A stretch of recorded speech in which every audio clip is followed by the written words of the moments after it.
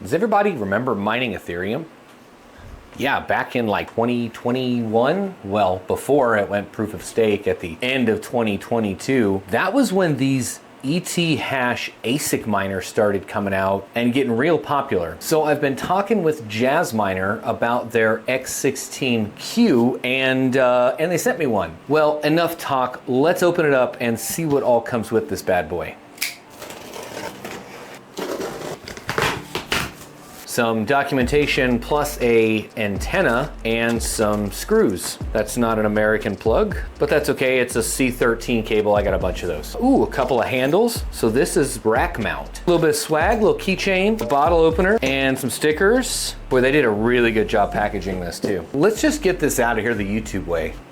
That was easy. I should have done that at the beginning. They have a couple of different variations of this, the QE, the Q Pro. I think they even still make the X4, but this one is the 1950 mega hash at 620 watts. It mines Ethereum Classic, it mines ETHW, Octaspace. They got a new one out there called Zether, something like that. Any of those ET hash coins or ETC hash coins. I really like the footprint on this thing. I'm gonna grab the camera and we're gonna take a closer look at this together. So like I said, this is a 3U form factor. All right, if we really wanna contrast and compare, this is a 1U switch, Netgear switch I had laying around, and it is, see, 1, 2, nope, it's 3U. So we've got an IP report button on the top. We've got a fault light, a normal light, so a couple of LEDs, and then a recessed reset button that we'd need like a pin or something to press to reset. So you could put this in a server rack, but it would have to sit on a shelf, or you could Frankenstein some rails for it. So on the front, there's no fans. It's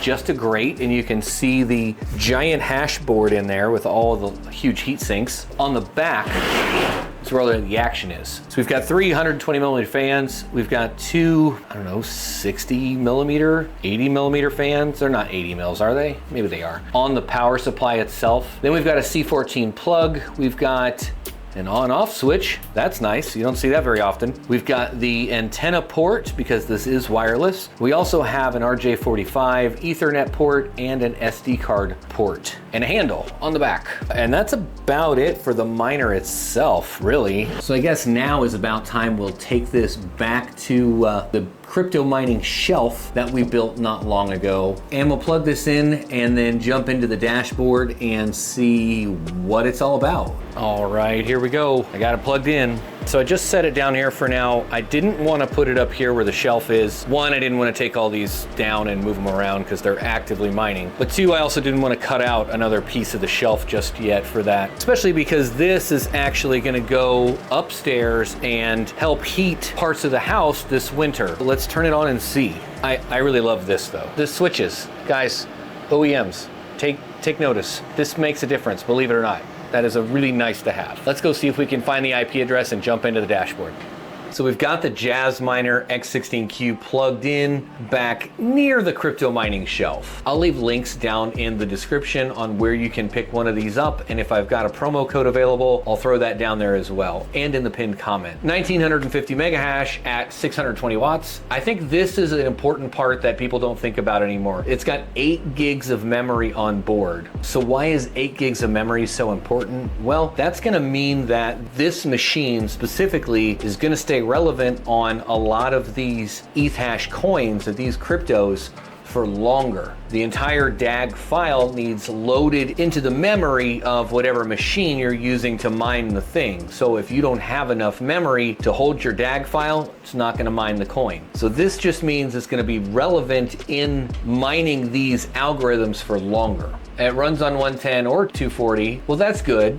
I'm glad it does that because I didn't check that before I plugged it into 220. Under 40 decibels, so it's supposed to be pretty darn quiet. All right, let's see if we can find this thing. So I'm gonna have to log into my router. Oh, let's see. I don't know the password to this. Was it root? It is. Boy, that was hard. We're gonna have to go in and change that password. All right, so here's a Jasminer dashboard. Interesting, so we've got dashboard, we've got settings, the miner, Ethernet, WLAN, so I can set up wireless here. Admin, system is log, upgrades, self-check, reboot, reset. We're hashing at 1800 mega hash, and I bet I'm on their wallet somewhere. It's funny how that happens, huh? So what are we gonna mine with this bad boy? Go to settings, go to miner. There we are. We can change our pool information directly from there. Pool protocol, coin selected, ETH, ETC, balance, performance ultra, efficiency. First, we'll come over here to mining pool stats.stream. So if we go to ETH Classic, we can see under ASICs, ET hash, we got a big list of stuff here. And first thing I'm gonna mine with this is going to be Ethereum Proof of Work.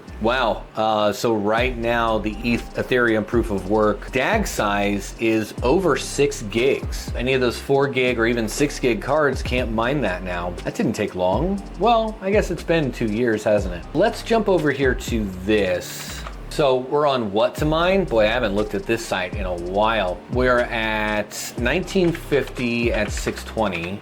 Let's see what it comes back with. So we can see if we mine ETH hash on NiceHash, we'd be making $2 a day after. I don't want to go to NiceHash. They're doing KYC now, which I think I've already done, but I don't know. I'm kind of over that. Hypera, I don't even know if this can mine Hypera. It's ETH hash B3. We'll skip that for now. Maybe we'll look at that at another time. Right here, ETH Proof of Work. So we could make $3 a day, almost one entire ETH PAL per day with this machine. Wow. It's right after the election, so just like everything else, it's going up at the moment. $368 million market cap. Not saying I believe in ETH PAL, but I do believe that it has more room to run than some of these other potential ETH coins right now. It got back up to all-time high, which was 2 years ago this time. 40, 50 bucks a coin, that'd be making 50 bucks a day. Not sure it'll do that though, because that is quite a drop. We'll see. See if we can find an ETH PAL wallet.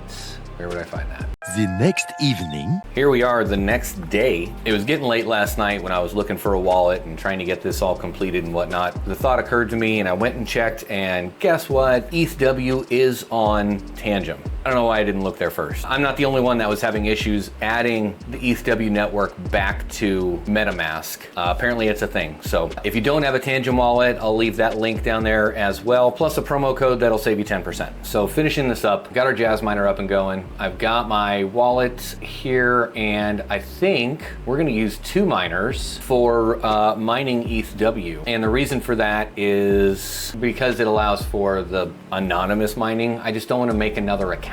2 miners, I can just point it to it, right? And get it going. So, all right, so we're gonna go over to settings. We'll go into miner. See, we'll go to here and we'll do a copy, and we'll come back to our Jasminer and just this. And we'll put in our wallet under worker. You're gonna put your wallet and then whatever you want for a password, really. Let's see, 2 miners. Doesn't have a backup pool or a secondary pool for this. We won't put a backup pool for now. So we'll just do the same one for all 3.